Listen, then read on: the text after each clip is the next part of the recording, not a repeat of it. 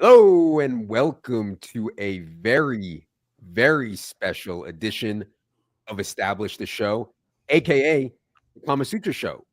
We'll be going position by position through Thursday's 3-game Thanksgiving DFS slate. For this, I'm joined by Andrew Wiggins and Devin Silva. Wiggins, how's it going today? Well, excited for this slate. Let's do it. Very interesting slate. Silva, happy Thanksgiving. How's it going? Same to you. We got some news in today. Injury reports. Checking out all the injury reports. We got a new starter for the Giants. A lot to get to.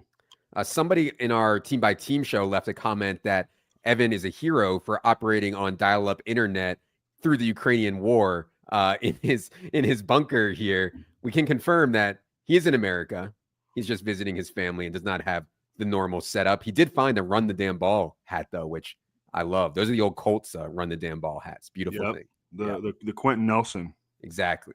Before we get into it here today, obviously this is free. We do this show every Friday night ahead of DFS slates. If you're interested in checking that out, highly recommend our Black Friday sale. If you go to establishtheRun.com/Black Friday, you'll get all the details there on the sale that we are offering. We never do sales.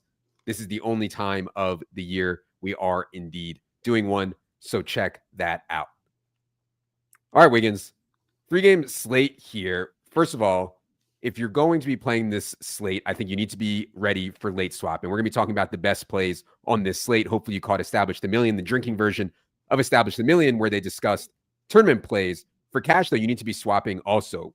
Figure out where you're at, figure out what your opponents have left, what you have left. So that's one thing. The second thing is that on a 3-game slate, you want to play these slates where it's really hard to make up points on stars. In other words, there's only a few guys on this slate that can actually get 30.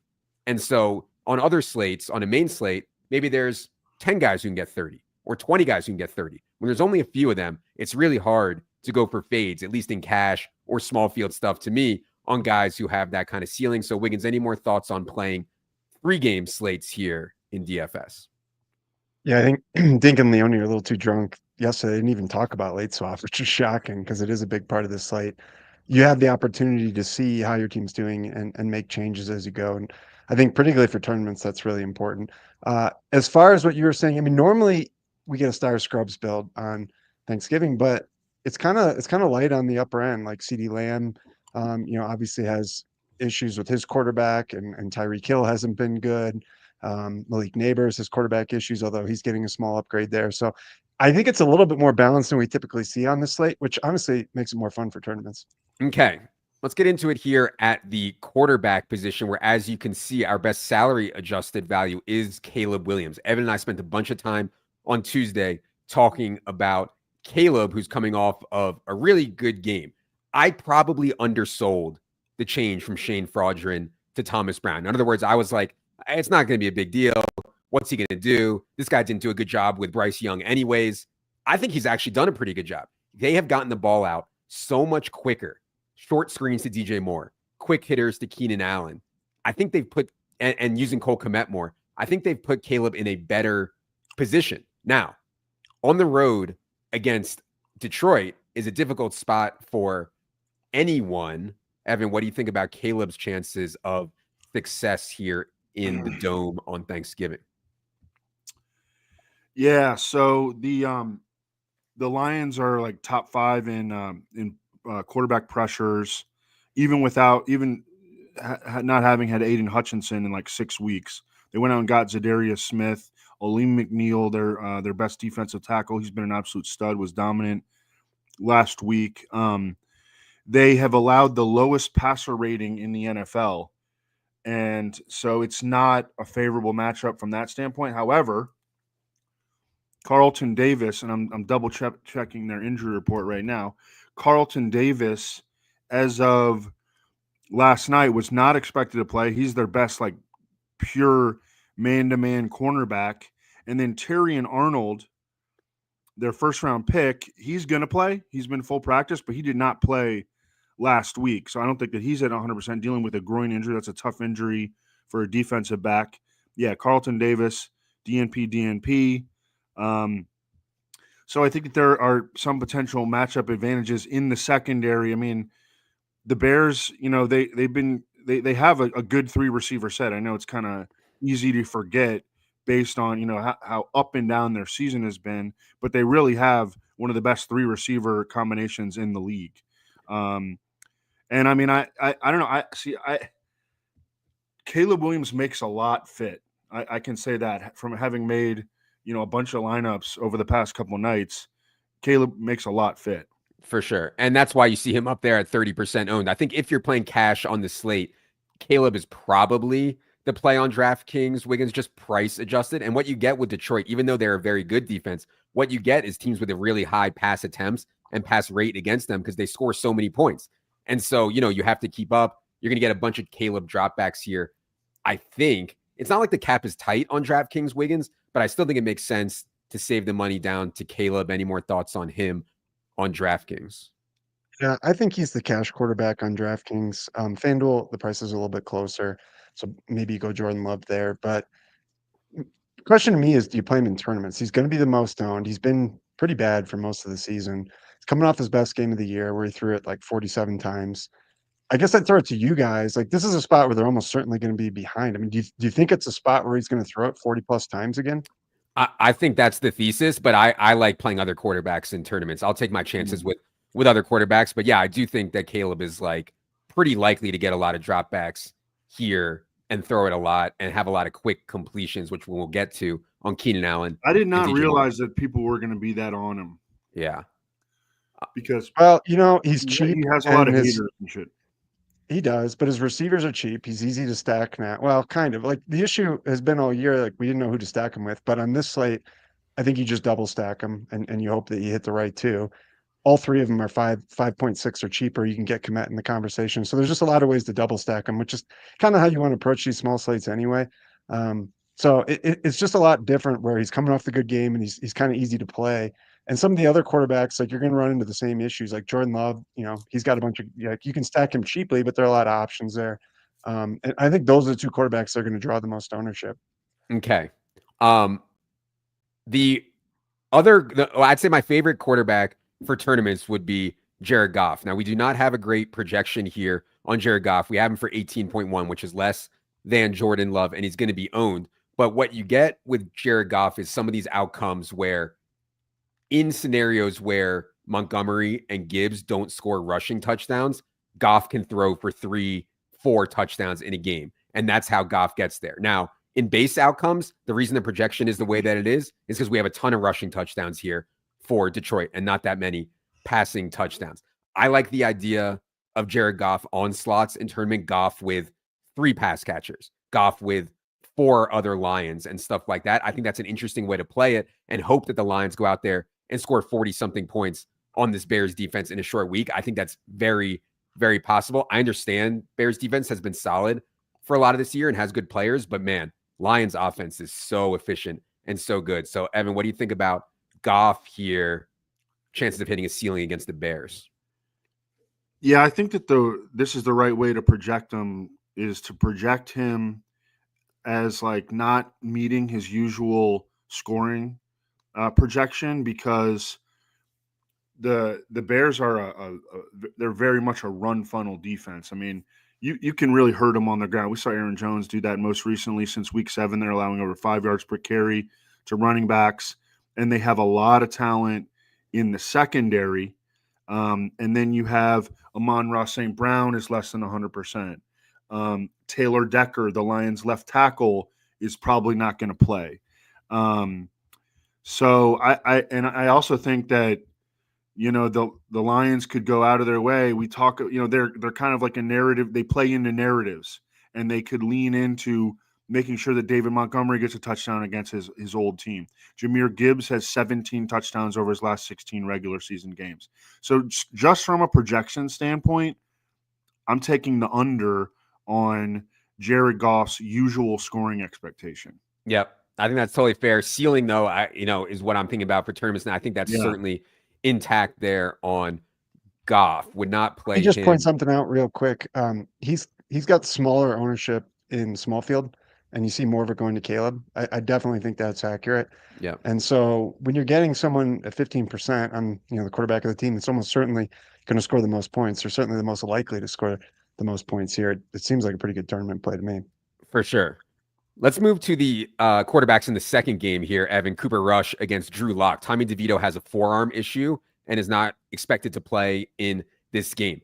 I actually think that it's an upgrade, right? Like, Tommy DeVito, to me, is a quarterback you tank with. Drew Lock is at least a borderline NFL quarterback, a reasonable backup, I would guess. Evan, would you agree that Lock is an upgrade on DeVito? And do you have any interest in Drew Lock here at Dallas? I do not. I really like the Cowboys defense. Drew Lock, I mean, he has been like bad in every opportunity that the Giants have given him. He's been bad.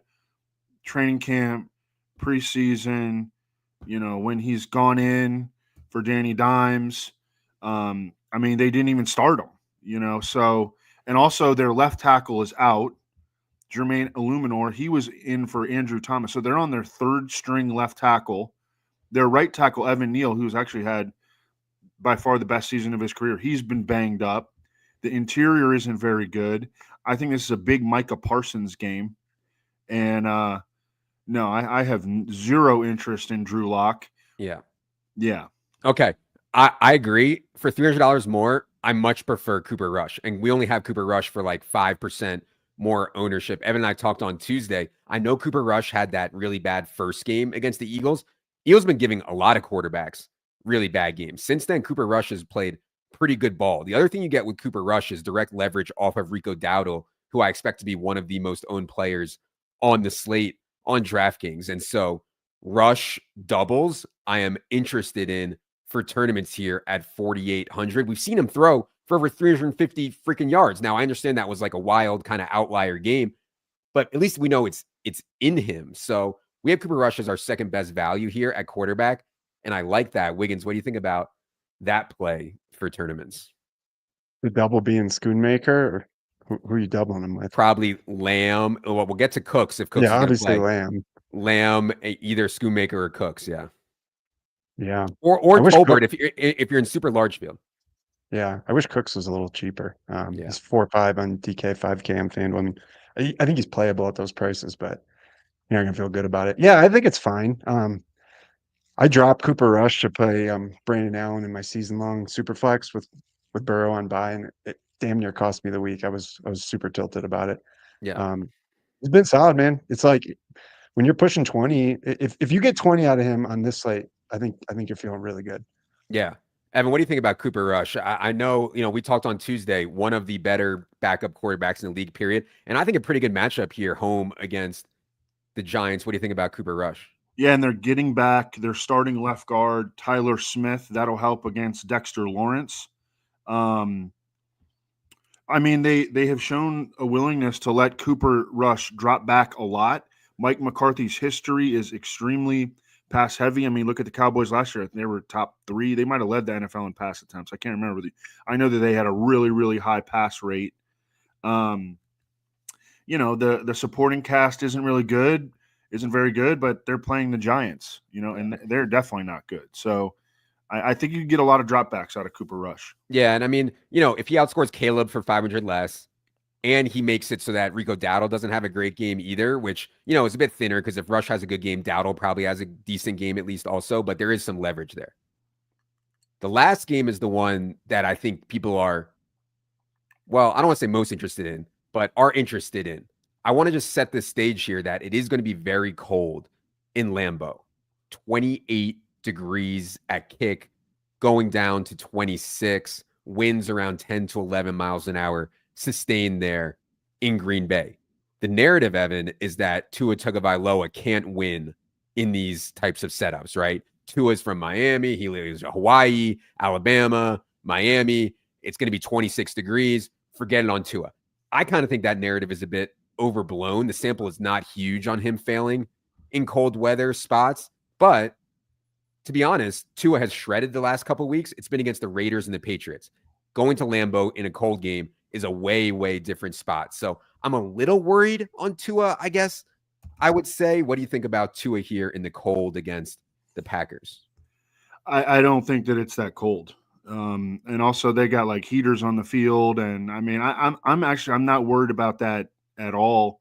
If we were talking about it's like 11 degrees or something, I might be a little bit concerned, but no, I'm not worried about the weather at all. I hope that other people are worried about the weather.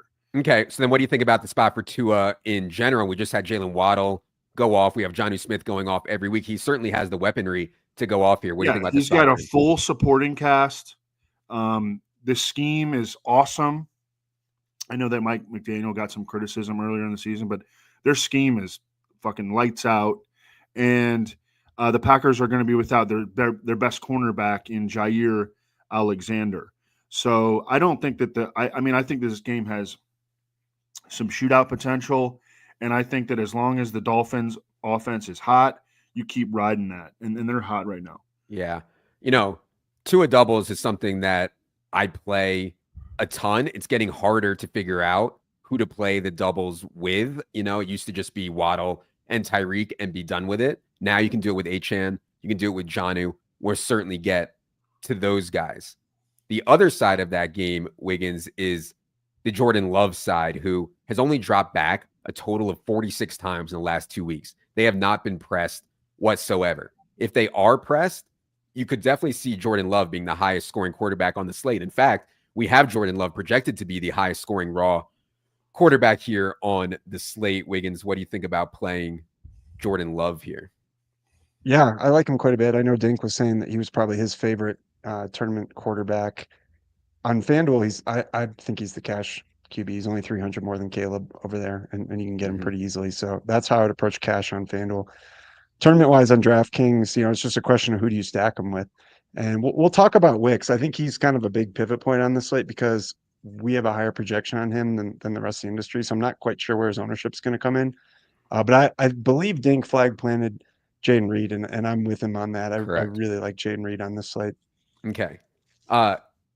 Evan, the Dolphins pass rush, and I know it was against the Patriots, but I do think they're rushing the passer better now. They're getting Chop Robinson going. They're blitzing at a much higher rate. I think if it turns into a shootout, then yeah, Jordan Love can go off. And a lot of these outcomes, though, maybe it's underperforms a little bit. I don't know. What do you think about Jordan Love here? My concern about Jordan Love, and I like him. I've come to love him as a player. The supporting cast, with the exception of Romeo Doubs, who I don't think he makes that big of a difference. I know he's made some nice plays over the course of the season, but he's done really nothing over the past couple of weeks. My biggest concern is that they continue to go really run heavy. Yeah. They're running the ball. We talked about this before the season. Their offensive line, projected as being really good in terms of being a run blocking unit, and it has been. Josh Jacobs is hot right now. If you look at the way the Dolphins are kind of a run funnel defense themselves, they've been really good against the pass, allowing the fourth fewest yards per pass attempt and ninth lowest passer rating on the year. And I mean, Matt LaFleur with his run game concepts. I mean, you look at all 22 watchers are like, man, look at this run game concept. Like when they had to play Malik Willis, they got really creative with their running game, and they've kind of maintained some of that even with Jordan Love back under center. That is my concern, is the pass volume for Jordan Love. But again, I mean, he's a gunslinger, man, and he's got almost his entire supporting cast with the exception of Romeo Doubs. Yeah, I think one of the widest ranges of outcomes, Jordan Love going off and being the highest scoring quarterback here is certainly in the cards, and also Jordan Love going for 13, 14 points, I think, is in the cards here. Also, pretty wide range there. Wiggins noted Jordan Love too cheap on FanDuel. Any other FanDuel specific notes to make here, Wiggins? Tua is quite expensive on FanDuel. Yeah, and I just don't think you get the discount on Cooper Rush that makes it worth playing. I mean, he's right there with Caleb and almost Jordan Love. So yeah, that's tough. Okay. Let's go to the running back position, where the most owned running back and the guy that we have clearly salary adjusted as the best running back play is Rico Dowdle. There has been a role change lately in Dallas's backfield where they are no longer messing with this ridiculous Ezekiel Elliott stuff. They say they want to get Rico Dowdle 18, 19, 20 touches per game. And in a home game against this Giants team, we could see them executing that. So we have Rico Dowdle as the best play at running back on the slate, salary adjusted, where he's 5,500. I think if you're just on team play the best plays, Dowdle has to be in there at this price. Evan, what do you think about the Dowdle thing? Do you agree that it's going to be sticky with him playing way ahead of Zeke Elliott? And any other notes on Dowdle? I do. He had 22 touches, I believe, last week. And the week before that, they kind of eased it. He sucked in the first half, and they eased off him in the second half. But, I mean, I think that he's clearly out in front. The Giants, they've invested so much in their defensive front, but they can't stop the run. Yeah, last week, Rico Dowdle, 61% snaps, 22 touches, 98 yards. Giants giving up 5.1 yards per carry, 6th most fantasy points to running backs. Rico Dowdle is a home favorite by a significant margin. Yeah. So, yeah, I mean, he's checking a lot of boxes. I mean, he's not really a big play runner. So, you know, I worry a little bit about him potentially getting pulled at the goal line for one of these other guys, namely Zeke Elliott. But I think he can get 20 touches. I think that's squarely within his range of outcomes. Right. And so, you know, when you're a 3-down plus goal line back, hopefully, as a home favorite, you're going to project really, really well. Obviously, there are efficiency concerns on Rico Dowdle, you know, similar to like the Kareem Hunt play last week, I would say. But Rico Dowdle, you know, is, I don't know, I would consider kind of a similar kind of play, and Kareem Hunt obviously failed. Similar. Yeah. Also, you know, I don't think we anticipated we kind of anticipated the Chiefs smoking the Panthers. Yeah. Right. Yeah. Didn't happen.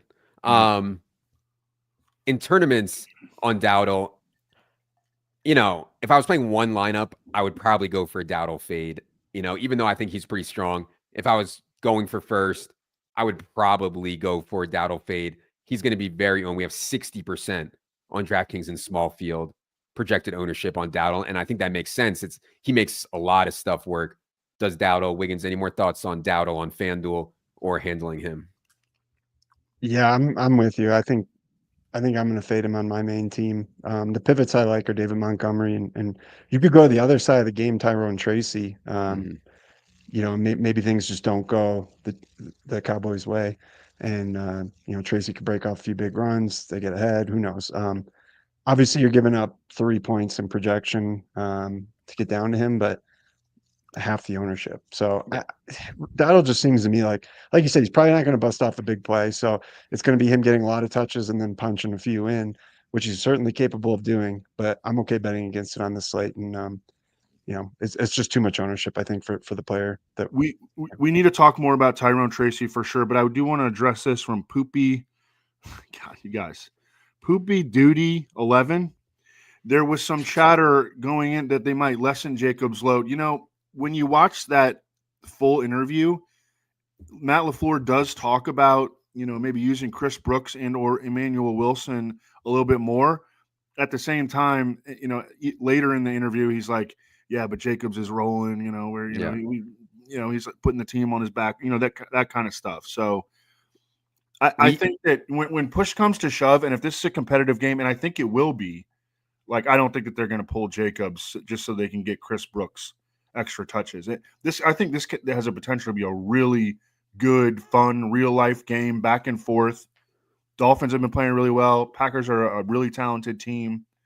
I don't think that in a scenario where it's like a neutral script or back and forth that they're pulling Josh Jacobs for Chris Brooks. So the narrative is that because Josh Jacobs had 26 carries on Sunday, they have to take it easy on him on Thursday. We actually looked at this in the offseason. Data side team did, and we did not find a lot of signal in that starting running backs see lesser workloads on Thursday than they do when they have the full 7 days off. So that's just like a narrative that was in my head. You know, I thought it was true, but we looked at it and it's really not that true. So I like Josh Jacobs here for sure. The only thing that you worry about with Josh, I mean, he had 0 catches in the game last week, Mhm. and that can happen. He did score 3 touchdowns, of course. But yeah, I certainly like Josh Jacobs. They've plenty been here. running the ball so Yeah. much. I mean, they aren't getting a lot of pass attempts, period. Yeah. Well, you're right. I think that his receiving role over the course of the year has been a little bit disappointing. That's interesting that, I bet you like teams, they might think like, oh yeah, well, we're going into this Thursday game, oh, let's get the backup RB a few extra touches. And then when push comes to shove, Exactly. it's a competitive game. They're trying to win. They're not going to put the guy that they trust less, that's less talented on the field in favor of their, $10 million a year running back. Exactly. Okay. The other side of the Dowdle thing, like Wiggins mentioned, is Tyrone Tracy. Now, I think the Giants want to play Tyrone Tracy for 80, 85% of the snaps, but he keeps fumbling. So they're like, well, we got to sit him down. He's fumbling. And there was another fumble last week, which led to a bunch of Devin Singletary snaps. Evan, do you think the punishment is in the cards here to continue for Tyrone Tracy, or do you think we can get a full workhorse Tyrone Tracy role here? Well, it's a little scary, but I think that as long as he doesn't lose another fumble, which what are the odds that he loses another fumble? Yeah. I mean, they got to be pretty freaking low. Unless he loses another one, then I think that he should maintain the clear lead back role. I want to play him because I was thinking, like, are people going to be afraid to play him because he got benched? But of course, no. I mean, people are just punching like into like a simulator, and I mean, I've never used the simulator. I don't even know what it is. I know what a golf simulator is. Yeah. So because it's a 3-game slate. That's why, and there's only, maybe 7 running backs in play, period. You're going to get massive ownership on all the running backs that are in play. If this was a full slate, there would be no one on Tyrone Tracy at all. Like no one. But because it's a 3-game slate, there are, I think Drew Lock is better for Tyrone Tracy. I think the offense will be more effective with Drew Lock. He'll take less sacks. He'll make less mistakes than Tommy DeVito would have. And so I like Tyrone Tracy pivot off of Dowdle. He can catch the ball. He's got a really good matchup. He's got big play running ability. He's the kind of guy who can be a real difference maker. Yeah. I like that pivot too. Okay. The middle game is the one that I think is like the highest ceiling, right? Let's start with the Dave Montgomery injury. Dave Montgomery left last week with a shoulder injury. He took his pads off, went to the locker room, presumably to get X-ray, MRI, or whatever. Turns out it's nothing. He's going to play. Dan Campbell said he's going to play, and Dan Campbell said, even if he was hurt, he'd be playing this game because he's playing his old team. I didn't think the Bears treated Dave Montgomery poorly or great or whatever, but they certainly just let him walk in free agency without any fight whatsoever. So, as Evan said, the Lions do things to like get guys stuff, like Penny Sewell touchdowns and whatever else. I think they'll kind of make it a point to get Dave Montgomery a touchdown here if they're in a position to do so. I really like Jahmyr Gibbs also, though. Like Evan said, this has been a run funnel all year. In base outcomes, Gibbs and Montgomery, I think both smash here. So, Evan, what do you think about Montgomery's injury, the revenge stuff? And then what do you think about Gibbs versus Montgomery here? Well, I mean, I'm pretty much always going to take Jahmyr Gibbs over Dave Montgomery straight up. I'm intrigued by playing them both together because, again, the Bears are that run funnel type. I think that they could, they forced the issue with David Montgomery against his former team. And then Jahmyr Gibbs, like, he's liable to go off any week, doesn't matter the opponent. And again, that's the way that you attack the Bears is with running backs, with the running game. So I don't know. What do you think about playing them both together? I have bad news, Evan. The tech overlords have spoken, and the Sims like playing Gibbs and How is that even fun? You're just punching it into like a sim, and it's like, some algorithm kicks you out. Oh, let's play this today. How is that even fun? The thing about the one thing that you get if you play just one of Gibbs and Montgomery is if one gets hurt like last week, then you have the nuts, right? Like, let's say Dave Montgomery aggravates his shoulder injury in the first quarter and you have Gibbs, you have the absolute stone cold nuts. In the outcome where they both finish the game, you're going to need the Lions to score 40 points. And that's not that crazy their implied team total is 29. That's 4 points clear of anyone else on this slate. So I really like both. Obviously, I prefer Gibbs straight up. Gibbs is going to be more owned, and he's 1,000 more. Wiggins, any thoughts on handling Detroit running backs here? Yeah, we call playing 2 running backs on the same team, on a team like the Lions, cheat code, back from the Atlanta days with Coleman and Freeman. Let me tell you, it's a cheat code on this slate.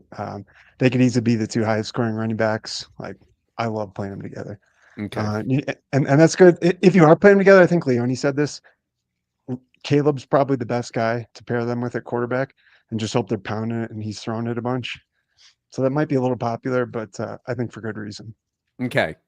The other side of that game, DeAndre Swift's been losing goal line work to Roschon Johnson.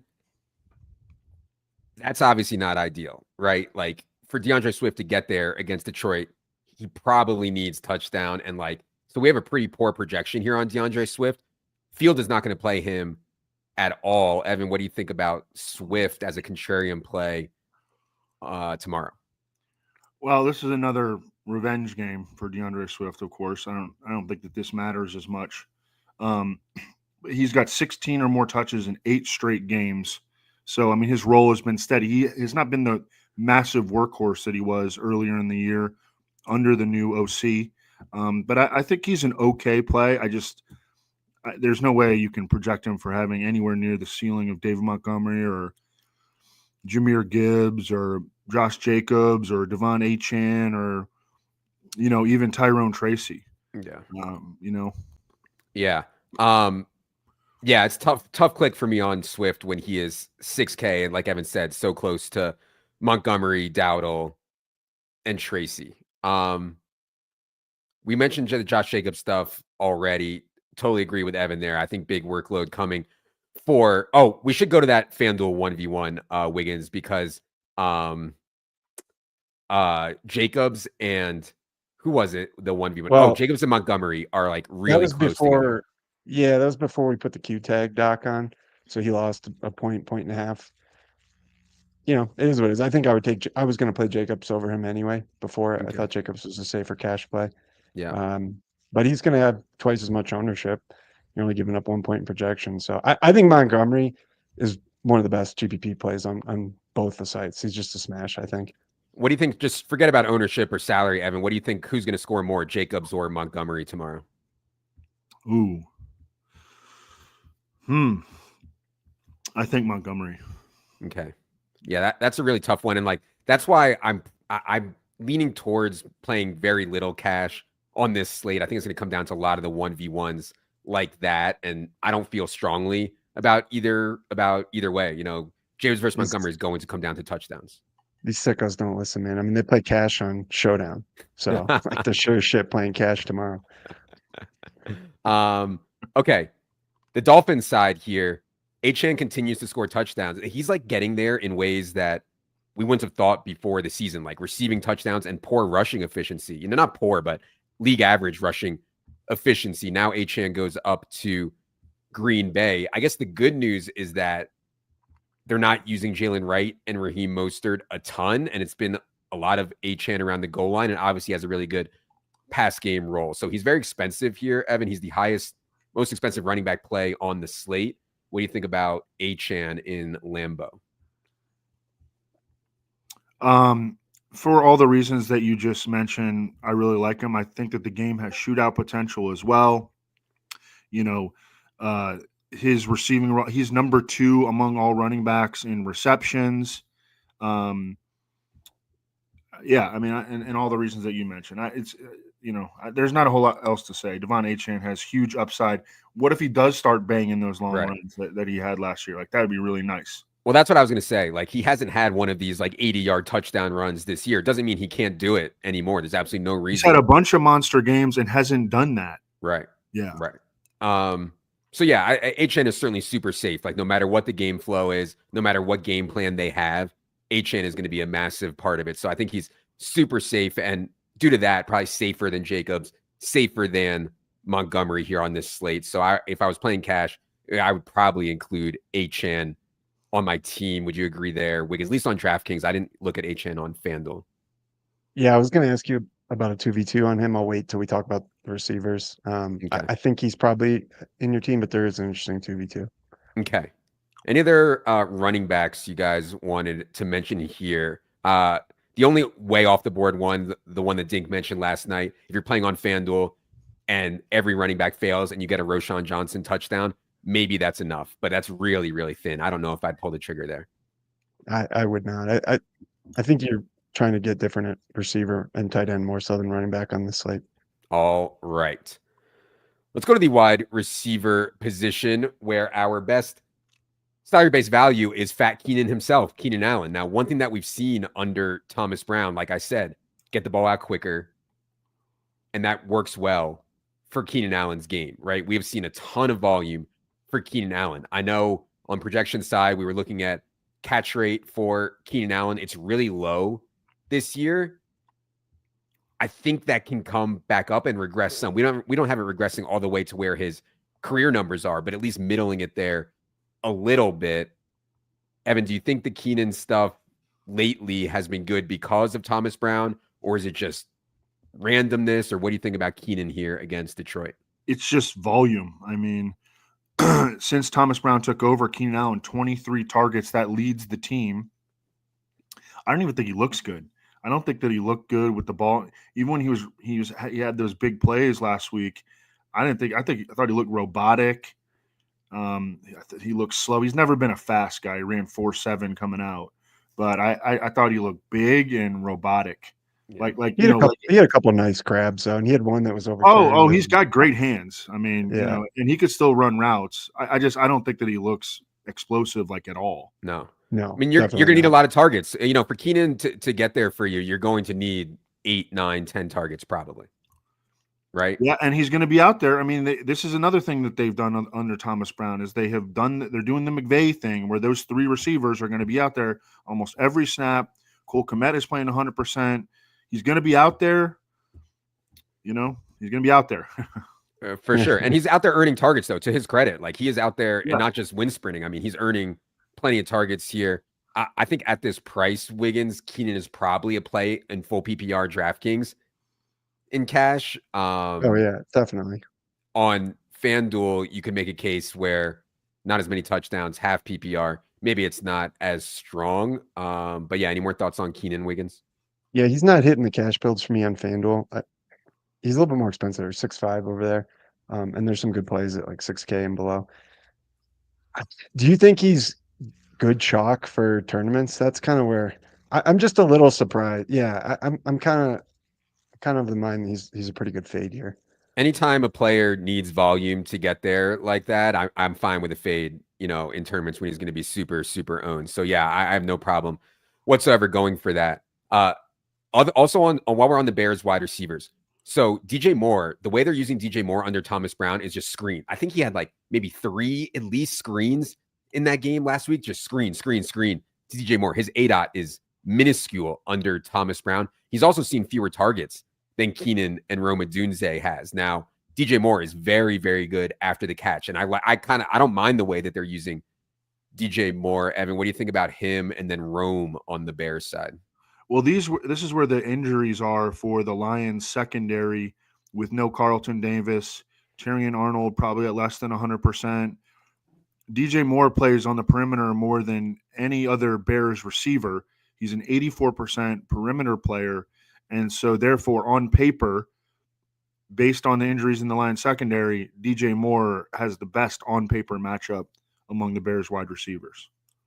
Yeah, I like that. We have him very owned here. If he didn't have such a good game last week, I mean, he only saw 6 targets in that game. If he didn't have such a good game last week, though, I feel like he would not be as owned here. But as it stands, he will be here for sure. And then, yeah, Rome is like a lot of the stuff that Rome's is getting is uncatchable. It's like deep down the field, over his head, boundary stuff.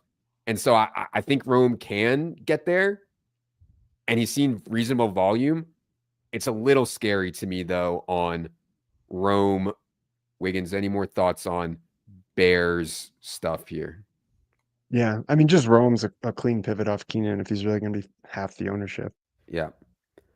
Rome, 10 targets apiece in the games coordinated by Thomas Brown. Yeah. Okay. Let's just get to this Packers thing because I think this is like one of the decision points on the slate. Romeo Doubs will be out with a concussion. When Doubs or Christian Watson has been out before, we have seen Dontavian Wicks in a fullish time role. We have also seen Dontavian Wicks earn targets at a really high rate, way better than Christian Watson, right? Way better than Jaden Reed this season, way better than Romeo Doubs, right? So like that's how you end up with a pretty big, I guess you could say, projection. We have 10.9 points for Wicks, a pretty big projection. People are going to say Wicks was terrible in those games. He dropped all these passes. And my retort back is just, I want my receivers out there earning targets, period. You know, and I'll gamble if he ends up catching them or not. So we're outlier high on Wicks here versus the market. Market has Christian Watson a bit more clear of Wicks than we do. We only have Watson 0.4 clear of Wicks here. Evan, how do you think Packers wide receiver goes without Romeo Doubs tomorrow?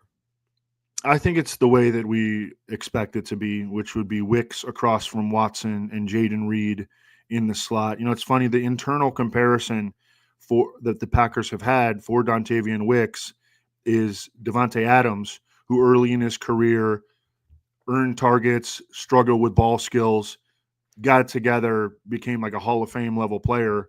I'm not saying that's necessarily going to happen for Dontavian Wicks, but that has been the internal comparison by the Packers.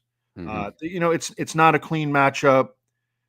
He hasn't been a clean player, but you know, obviously the price is right, and yeah, I mean, I think that he's going to be the clear number 3 receiver ahead of like Malik Heath and Bo Melton. Yeah, I was going to ask, how much do you think Heath and Melton play in this game? Yeah, I put in my article that I think that Bo Melton will be the clear 4, but I don't know, some dudes in the in our private Slack made some decent points about maybe Malik Heath. One of the Sams, yeah, said something about maybe Malik Heath might be the more of the direct backup for on Romeo Doubs' side. Yeah. I think that makes sense. And like those guys, I don't think they're going to run a ton of routes. I'm pretty confident in Wicks being out there as the every down guy in 3 wide receiver sets, and even maybe in 2 wide receiver sets as Jaden Reed doesn't play there a ton. I do think that with Doubs out, it makes me feel a little bit better about Christian Watson and Jaden Reed. I like both of them. I played a bunch of Christian Watson last week. Painful to see that ball hit him in the hands for like a 70-yard touchdown and him unable to come down with it. It is what it is, though, man. And he's only 700 more than Wicks. The thing is, like, Wicks is going to be less owned than Watson here. So I like Reed probably the best. I don't think he is. Who? What? You think? I mean, Wicks is the cash play right now. Where do we have the ownership at? Yeah, we have Watson 5 points clear in ownership. Yeah, I would bet a lot that Wicks is going to be more owned than Watson. Okay. Here's my TP2 though. While we're on these 2 guys, do you like Wicks and Achane versus Jacobs and Watson? It sounds like you'd like the Achane side. Say that one more time. Wicks and Achane versus Jacobs and Watson. God, I don't want to sit Achane, man. I'd probably just play Achane. Yeah. Yeah. I do like Jaden Reed though, and I do like Christian Watson. And like if I was playing Jordan Love stuff, I really like Reed and Watson here. You could certainly mix in Wicks and Kraft also. And if you think it shoots out, I won't even mind playing 3 Packers with Love, like Jacobs, Wicks, Watson, or Kraft. You know, you could do all kinds of combinations with Love triples in there too if you think that this game has a chance to be the game that you absolutely need, which I think is possible, like really wide range of outcomes on Jordan Love here. Okay. The other big decision, Evan, I think is CeeDee Lamb or Malik Neighbors. Again, I think Drew Lock is an upgrade for Malik Neighbors. He'll take less sacks. He'll make less mistakes. I think they'll have more chances to score touchdowns than they would have with Tommy DeVito. You also get the squeaky wheel. After the game last week, reporters asked Malik Neighbors what happened. You know, you guys got smoked. He's like, listen, man, they didn't start throwing me the ball until it was 30-0. What do you want me to do? So Daboll has done this throughout his career where he can really scheme stuff to guys like Steph Diggs and Malik Neighbors. That said, CeeDee Lamb is getting the ball schemed to him from Cooper Rush at an outrageous rate right now. So how would you compare those two guys in the same game, Evan Lamb and Malik Neighbors? I think that Lamb gets the pretty clear nod. Lamb is a little banged up. I know he was on the injury report. Yeah. But he's a guy who's played through injuries. Yeah, they'll scheme it to him. They're going to have a high pass rate, I think. I think it's pretty clearly CeeDee Lamb. Okay. Yeah. And like CeeDee Lamb's ADOT has gone way down with Cooper Rush, way, way, way down. But you give me 10 CeeDee Lamb targets, 11 CeeDee Lamb targets against the Giants.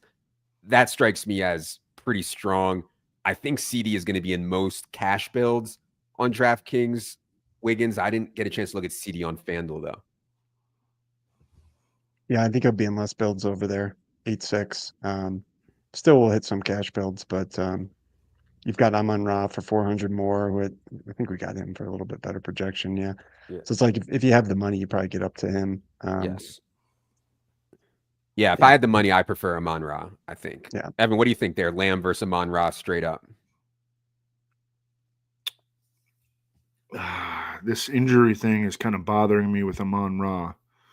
I mean, they acknowledge that he, is significantly less than 100%. It's a short week for everybody playing. But I would actually go with CeeDee, I think. Yeah, it's weird because Amon-Ra played I think every snap in that game last week. I don't know when he got hurt, but he was DNP on Monday. They didn't actually practice, but DNP on Monday and then limited on Tuesday. So we'll keep an eye out there for word on how healthy CeeDee is, on how healthy ARSB is. If ARSB is healthy, though, I think I prefer him to CeeDee here. Okay. That was it for my first cut on DraftKings. Amon-Ra, Lamb, Neighbors, Keenan, Wicks. I mentioned Watson and Reed as pivots. The other injury spot we should talk about, if you want to sort by Detroit wide receiver, Wiggins, is Khalif Raymond being out. And it makes Tim Patrick a bit sneaky for me, and it also brings J-Mo into play a little bit more. So kind of an under-the-radar injury here to Khalif Raymond, Evan, but how do you think this impacts Jameson and Tim Patrick? Yeah, I mean, even when he's healthy, Khalif Raymond is the number 4. But I just think it consolidates snaps more. Allen Robinson is not any kind of a fill-in for Khalif Raymond, who's like an undersized burner. Allen Robinson's like a blocking receiver at this stage of his career. So I think it just kind of solidifies the top 3. And, yeah, I thought the Tim Patrick was real sneaky. Yeah.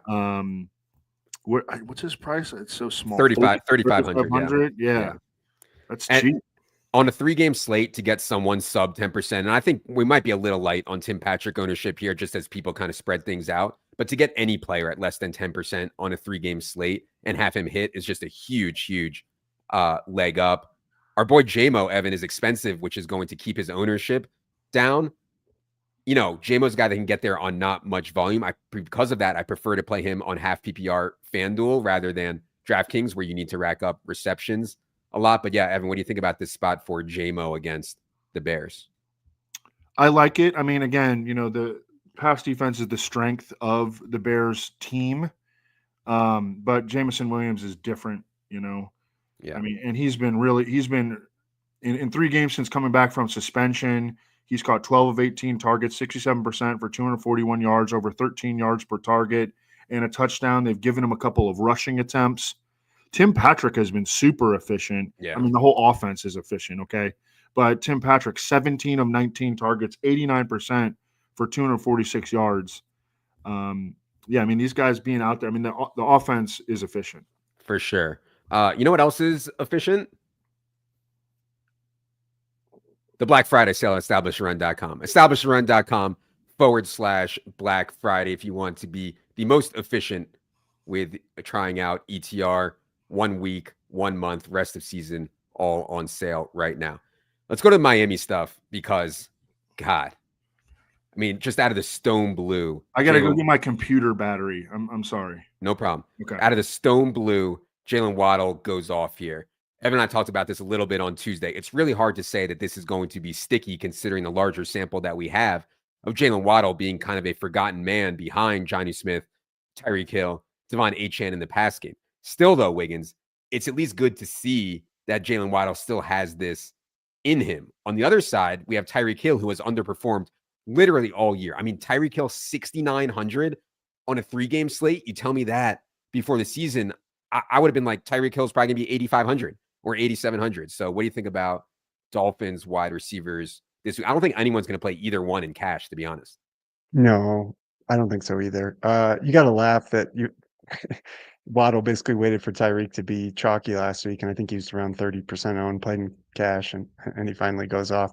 Yeah. But you hit it earlier. I mean, the big draw to Tua, in previous iterations was that you could just play him as a double and go on your way. You knew where the production was going, and that hasn't been the case this year. So it makes it harder. I mean, you have to think Tyreek is a good tournament play here. He still just needs to break one long one, but it seems like he hasn't even been getting. I'd have to look at this, but like he hasn't really been getting the downfield targets, right? So I just don't. I'm still scratching my head as to what's going on there. I just don't understand it. I mean, Tyreek Hill has not had a game with more than 80 receiving yards since week 1. He has not had a catch of more than 30 yards since week 1 either. We have a pretty big sample right here of Tyreek Hill not making explosive plays. Of course he can, just like Jalen Waddle can last week. But yeah, I think Tyreek Hill would be a tournament play for me where I would be saying he's going to outscore Neighbors and Lamb, which is certainly possible. Certainly possible.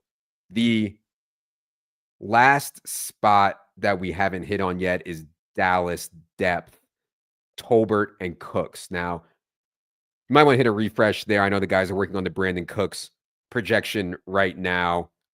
He has been out since week 4 with a knee injury, has Brandon Cooks. Sometimes like this play it before you see it stuff, when a guy first gets back, it's possible he's healthier now after all this rehab and all this rest than he will be at any time. Like Wiggins said, he is expensive for given our projection, at least at 4,500, 1% on Brandon Cooks. And so I'm intrigued for tournaments, Wiggins, just because I think he's so much of a better player than Jalen Tolbert or Jalen Brooks or whatever else they're going to put out there. For large field stuff, I'm intrigued by Cooks. And Tolbert's made some plays also. Any thoughts on using these guys in tournaments? It's not a play that I would make, but for large field stuff, it's probably fine. Evan, we're projecting Brandon Cooks back. Do you have any thoughts on his role upon his return here, and how would you think about him and Jalen Tolbert against the Giants? I mean, he didn't do anything last year, and he didn't do anything early this year. So I don't know how much they're going to use him. It doesn't seem to me that he has like anything left in the tank. So, and you say he's 4,500. I mean, that doesn't. Yeah. Unless you're, simming 150 lineups. He did have 4 catches and a touchdown in week 1. Last year he had to have that one huge game. Yeah, he had a 170-yard game against these Giants. So, if I was playing super large field, I would at least consider it. Tolbert we do have with a slightly better projection here, and he is also cheaper. Evan, we didn't get your take on the Waddle and Tyreek stuff. Any thoughts on them here in this game at Green Bay? We talked about Waddle on Tuesday, which, by the way, God, I'm hanging out with you way too much, Adam. I'm like Sunday, Tuesday, Wednesday, Friday, Sunday. Goodness gracious. Okay. Yeah, with Waddle, I just feel like we're going to end up playing whack-a-mole with him. That's not to say that he can't have a big game. It was nice to see that he could still have a big game because it had been like 8 or 9 weeks or something. Yeah.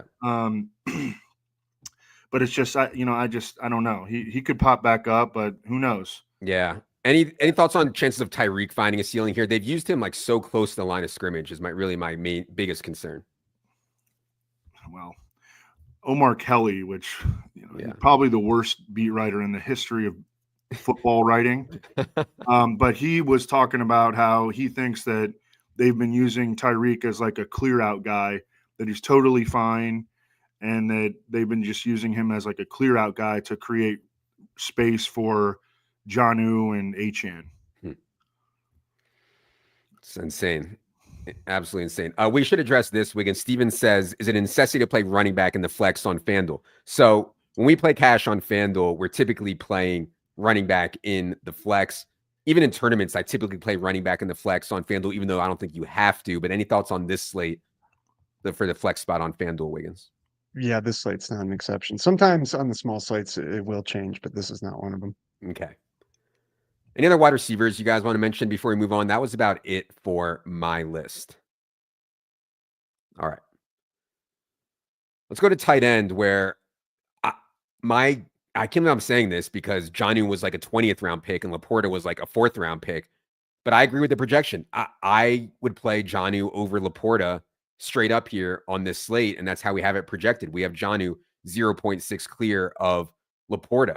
I mean, you can't deny that Jonnu has one of the better tight end roles in the entire NFL right now. If Laporta had 3 targets tomorrow, it would not shock me whatsoever. That doesn't mean that I don't like Laporta. I do, but I feel a little bit safer about Jonnu. Evan, what do you think about Jonnu versus Laporta on this slate?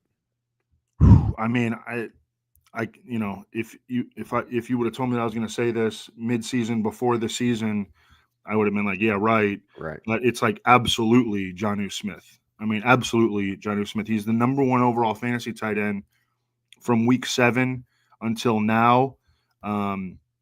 You know, the proof is in the pudding. The dude has been he's a huge part of the offense. He played 81% of the snaps last week. Yeah. Yeah. And like I said on Tuesday, maybe we owe Arthur Smith an apology, man. I mean, he got Jonnu Smith targets. You owe Arthur Smith an apology. Maybe I owe Arthur. I owe a lot of apologies, but maybe I owe Arthur Smith an apology because Jonnu honestly looks like a better player than Kyle Pitts, and maybe some of that is the Mike McDaniel yak stuff and everything, getting him into spots to win like that. But Jonnu Smith is absolutely winning like that. Now, if you told me they were going to get the same amount of targets in this game, in their respective games, I would play Laporta. It's just I have so many concerns when everyone is healthy with Laporta getting targets here. Wiggins, there is a $200 difference between Jonnu and Laporta. Do you consider Jonnu a priority here on DK? I think so. Let's not overthink it. You know, Yeah, he's getting all the targets in Miami. I don't see why it would change with the success that they're having. sure. That's not to say Laporta's ceiling. Like, we only have their ceiling 0.5 apart because Laporta can score touchdowns and score them in bunches. Laporta was on his way to a big game maybe 3-4 weeks ago, and then he hurt his shoulder. So I still have the light on for Laporta here in a big way. The other tight end that I think has a chance to match them, we don't have it in projection this way, but to me, the guy that can match them is Cole Kmet, whose role has changed under Thomas Brown. If you get a big Caleb game, I could see Cole Kmet getting dragged along for the ride here in some outcomes. So, you know, Jonnu and Laporta, and I guess Kraft are going to be the most owned. They are susceptible to someone else outscoring them at the tight end position, like they always are, because it's very touchdown dependent. And like Cole Kmet can catch 8 balls in a game, no problem. He might run 90% of the routes here. So, Evan, what do you think about Kmet under Thomas Brown here and his chances of maybe beating Jonnu or Laporta? Yeah, in Thomas Brown's first game, Cole Kmet played 97% of the snaps, caught 3 of 3 targets for 42 yards. In Thomas Brown's second game, 100% of the snaps, and had 7 catches for 64. I mean, those are really nice tight end usage numbers and results numbers. And I love Cole Kmet. Like, I want to play him with Caleb Williams and then maybe pick a receiver. Yeah. And I like that. And you can play both Detroit running backs in that kind of lineup also, though. And much to Evan's chagrin, that I think will sim well. Hey, I got a season-long question for you. Cole Kmet or Mark Andrews? Ooh. You're asking about Sunday games, which I haven't looked at yet. He's playing Philly. Ooh. I think Kmet, but all right. I actually traded away Laporta on this team, and so now I'm struggling at tight end. But it's not like I haven't missed anything from Laporta. That's for damn sure. Okay, to me on DraftKings, those are the 3 clear tight ends that I want to play most: Jonnu, Laporta, and Kmet. Is it different on FanDuel, Wiggins, where it can get different on FanDuel? They price the tight ends very differently there. Yeah, I think Laporta might be the cash player there just because he's a little bit cheaper. It's 600 difference between him and Jonnu. I guess we have their projections a little tighter over there too. It's just hard to imagine that they should be projected that closely together. I get it, but like I'm not buying it, you know. And Well, Leone's just going to tell me I having way too much recency bias. But it's yeah. just hard to think that Laporta and Johnny should be within 0.2 of each other. I think. The thing I think the reason it is like that on FanDuel is because Detroit is so much more likely to score so many more touchdowns. 29-point team total for Laporta, 22 for Jonnu. Yeah. And so, you know, Laporta's maybe more likely to score a touchdown, which goes way longer on FanDuel. Okay. Komet's The pretty other cheap over there too. 5-2. who is But Komet? Yeah. The other three that I have on my list here as thinner tight end plays are Tucker Kraft, Luke Schoonmaker, and Theo Johnson. Starting with Tucker Kraft, role has been good. Like I said, they haven't been throwing the ball a ton. In outcomes where Jordan Love drops back 40 times, I could see it on Tucker Kraft. Evan, what do you think about Kraft against the Dolphins here? Yeah, you know, the way that they use Tucker Kraft, he's out there a lot, right? But he's out there almost all the time.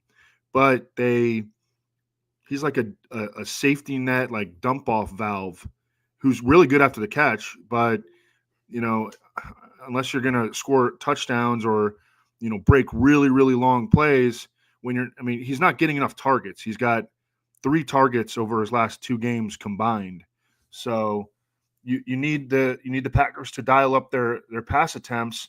And again, the way that you attack Miami is not really to throw it; it's to run it, try to run it on them. So that's the concern with Tucker Kraft. Okay, real quick, just to update on the Lions injury stuff.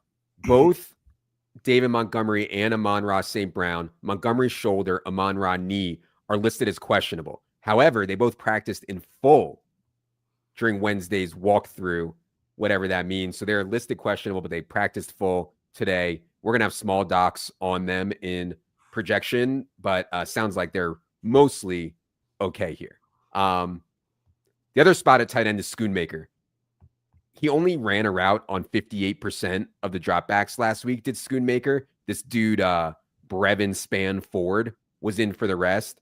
Schoonmaker also only saw 4 targets in a game. Cooper rushed through it a ton. He was wide open. I mean, wide open was Schoonmaker for that touchdown. So I think the floor is probably a little bit lower than people realize on Schoonmaker, but I definitely think he's still in play at 3,400. Evan, any more thoughts on Scoon? Oh, and another thing I should add, Evan, Giants have been bad on defense. They've been good against tight ends. We have them, I think, as like the 4th worst matchup for tight ends in our DVP stuff. So yeah, any thoughts on Schoonmaker here, Evan? Yeah, he was a 2nd-round pick last year. They're tied to Jake Ferguson at this point, but Schoonmaker looks so much more athletic. I think he's been impressive every time that I've seen him. We just haven't seen him a whole lot. He's had really 3 big exposures really in the NFL. They were all this year, and he did well in all 3 of them. Although you're right, last week was spiked by like it was a coverage bust. Yeah, that he scored on. But yeah, but it's a little bit concerning that they had this love for this Brevin Span Ford guy. Schoonmaker only ran 4 more routes than Span Ford last week. But it just seems to me when Schoonmaker's in there, like he's a big part of what they're trying to do, because his high target rates have been consistent. Yeah, agreed. And the only one on my list was Theo Johnson, which to me is even thinner than Schoonmaker by a pretty decent amount, but at least Theo Johnson for large field. Shout out Penn State, Theo Johnson, is at least in play. Wiggins, any thoughts on those thin tight ends or anything else you want to say on tight end here? Not really. What did Theo do last week? I know he was kind of like super fringe. Punt. Yeah. Man, he had 6 targets, went 3 for 39. He's got 6 targets in 3 straight games. Yeah. And I think he's getting a quarterback. Well, not a quarterback from Daniel Jones, but a quarterback upgrade from DeVito, in my opinion. So. I actually think he's kind of interesting, given, you wouldn't be looking at him on a full slate, but yeah. The other thing about this slate is it's pretty loose, right? Like you don't have to play a 2,900 tight end. Like there's plenty of room, like Wiggins said, to play it more balanced and play Jonnu or Laporta. And I think that's the way most teams will play it. Will play it through balanced. If you wanted to try to jam Gibbs, Achane, Amon-Ra all into the same team and play it more stars and scrubs, I think that's actually going to be contrarian. And did we talk about Malik Neighbors all, or did we just skip right over him? We did, yes. Okay. I mean, I think like doing a double there, I don't know. I mean, it's like how bad can Yeah. it be? Yeah. With lock. Yeah. I don't hate that. I prefer rush to lock, but I don't hate it. I don't hate the lock thing at all. All right. Let's go to defense. So I thought that if DeVito was starting, Dallas was just the stone cold lock. We have updated the projections for Drew Lock starting, which I think is actually worse for Dallas defense. He'll take less sacks.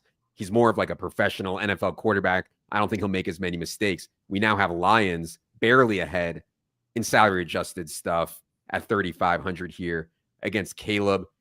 I think Wiggins that most cash teams will have Caleb and people will just play Dallas over the Lions because of that and because you save 400 also. So any thoughts on defense here on DraftKings? Yeah, no, I mean Dallas is the cash play. I think they lost about a point or so in projection getting Lock in there. Yeah. Just noting that if you're curious. Still a very good play though. Yeah. And I think Lions are an interesting play too, especially because Caleb is going to be so owned here. So to me, those two are the clear best. Do you want to flip it over to FanDuel, Wiggins? I think it's the same roughly, but Yeah, it's roughly the same over there. okay. Yeah, roughly the same. It's 600 more over there to get to the Lions. And I think, salary base, we have the Cowboys ahead. For contrarian defenses, Green Bay, I could see giving Miami problems. I don't have a lot of faith other than just defense can be really random and I want to get away from ownership. And so like Green Bay or Miami would be the contrarian ones that I would play. I don't think that I would play the Bears against the Lions here. But yeah, I could actually see if you want to go back to DraftKings just for the ownership stuff, I think so much of it's going to condense on Lions and Cowboys. Yeah, I mean, we have, what is that, 30? We have 70% in small field for Lions and Cowboys. So if you need to save ownership, Giants, Packers, Dolphins, I think would be the way to do it. Evan, any favorite defenses for you on this 3-game slate? Yeah, obviously the Cowboys, and they're going to be highest owned, of course. Yeah. Yeah. What do you think? The Sims are going to tell you to play the chalky D's here because they do separate projection wise a decent amount from the other ones, and so maybe the ownership runs away even more, and in that case it would be better to get away from them. But I think with the ownership as we have it, that they're pretty good chalk. Yeah, the only thing that I would say is that on a 3-game slate, a kickoff return, a pick six will break the slate, and so if there's some random thing that happens and you have Packers D and Tua throws a pick six, you're probably going to need that on a 3-game slate. Not definitely, but like you're probably going to need it. And that's the argument for spreading out your defense exposure if you're playing a lot of lineups. I do think that Jared Goff is going to be solid in this game, but you could make a bet on the Bears as the lowest owned defense against, and bet that Amon-Ra St. Brown isn't good health wise, and Taylor Decker is out. Yeah. They're starting left tackle, so you can make. I think we'll have to pull their ownership up, just being the cheapest defense. Yeah. And like the Bears are a pretty solid defense. So people know Goff's history of having meltdown games. We haven't seen it so much lately, but obviously did have that one big one against Houston. I think the Bears, just being 2,300, you might see them probably closer to like 10%. Yeah. Yeah. Well, 10% I think would be a lot, but yeah, maybe a little bit less than that. 7, 8, 9. Yeah. Something like that. Okay. Yeah. All right. That is going to do it for this Thanksgiving slate edition of Establish the Show. For in-season subscribers, we'll be back Friday to talk through Sunday's main slate. Also, Establish the Million for in-season subscribers will be Saturday morning. I'll also be in Discord tomorrow morning for a Q&A. If you are a subscriber, you get access to our Discord, and I'll be doing a Q&A there tomorrow morning from 11 a.m. to 12 noon Eastern. Happy to answer any questions in there that anyone might have. Don't forget, establishtherun.com/Black Friday. You can try 1 week for $9.99. You can just cancel at any time. If you do stick with it, it will renew at the usual weekly price. For Wiggins, for Silva, a very heartfelt and sincere happy Thanksgiving from all of us to you and your family. Good luck, everybody.